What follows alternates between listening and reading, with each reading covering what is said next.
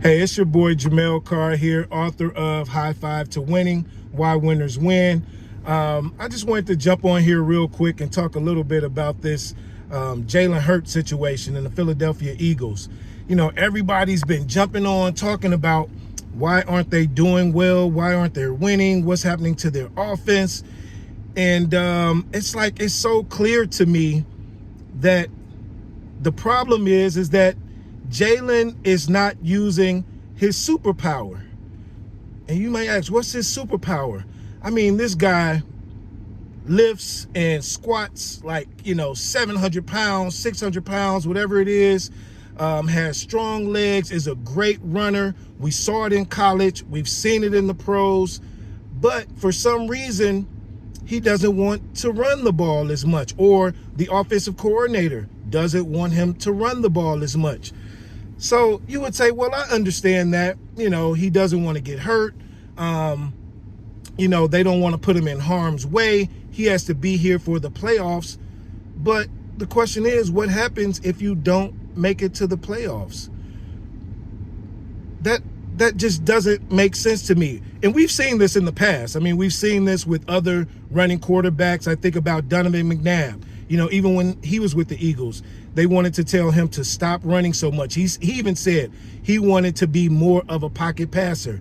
But why is it that you don't want to use your superpower? That's like Superman saying that, Bumpin', I'm not going to use this cape and fly everywhere. I'm just going to, walk or take an Uber or, drive to wherever I need to go. No, man, that's your superpower. Use it. Or, another sport, Allen Iverson saying, I'm not going to use my crossover anymore. What kind of sense does that make?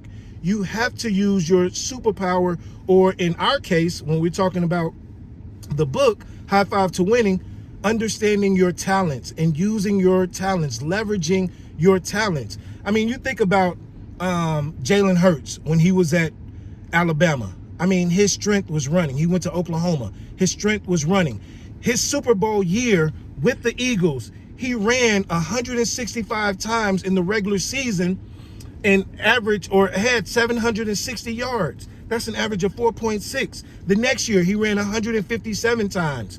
Following that, 150 times. Now, in 2025, he's only run the ball 88 times. So he's looking at averaging maybe between 110 and 115 carries throughout the year, for the year, in the regular season. That's like a 30% drop off to where he was in the previous years. Now, not only does that affect his performance, but that also affects Saquon's performance as well.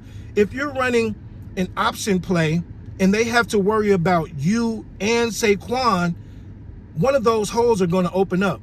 You don't see them running that option play hardly ever anymore. Last year, when Saquon rushed for 2,000 yards, that was a staple of their offense. You have to bring that back. Lean on your talent. You look at the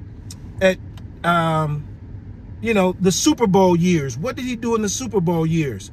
The year that he went to the Super Bowl, guess how many times he ran the ball? 11 times. Guess how many yards he had? 72 yards. That was the last time, a rushing touchdown. The year that they didn't win, he ran it another 11 times for 70 yards and had 3 touchdowns. And I know the push-tush was a big part of that, but even now, they're like worried about what everyone else is saying and not wanting to run the tush-push. You look at Josh Allen in Buffalo, they said that he was going to run the ball less this year, right? To try and stay healthy. But guess what? He hasn't run the ball less. He ran the ball 124 times in 2022, 111 times in 2023, 102 times in 2024, and guess what? 87 times in 2025 on an average for like 113 carries this year. That makes the game so much easier. On 3rd and 1 or 3rd and 2, you don't have to throw the fade route or, this long pass down the field to A.J. Brown. You can scramble for those. That's what you used to do. That's why they're last in the NFL in converting on 3rd downs or having the most 3 and outs, because he's not taking advantage of his legs. He has to take advantage of his talent. That's the talent that God gave you. That's the one that separates you from other quarterbacks. That's the one that made you a Super Bowl MVP. Man, it's simple to me. Just take advantage of it. And guess what? If you do that, Saquon's numbers are going to go up as well. You have to take advantage of talent. That leads to your ambition, your preparation, your support, and all of a sudden your confidence. They will be confident going into those games if Jalen takes advantage of his superpower and his talent, and that's running the ball. Man, I just think it's so simple. But maybe I'm overthinking it, or maybe I'm oversimplifying it. But if you think about it, with High Five to Winning, Why Winners Win, that's what we talk about, understanding your talent. What is your superpower? How do you leverage it? How do you get better at it? And that's all I think Jalen has to do. And that's coming from one bruh to another. And I hope that he hears this, or somebody hears it, because, they need to get on this streak. And I'm not an Eagles fan. I'm a Bears fan, and that's a whole nother story. There's some other things that we need to do on tackling on that side of the ball. But that's all that I wanted to say. I wanted to jump on and say it because I've been listening to all these people on the radio, on the sports channels, the sports talk shows, all of them. I don't know. He shouldn't throw as much, but what should he do? Take advantage of his superpower. That's what he should do. Use his talent. And he will be confident going into those games and not worried about throwing all of those picks and everything else. They will be confident because he'll get on track and Saquon will get on track too. Well, that's all I got.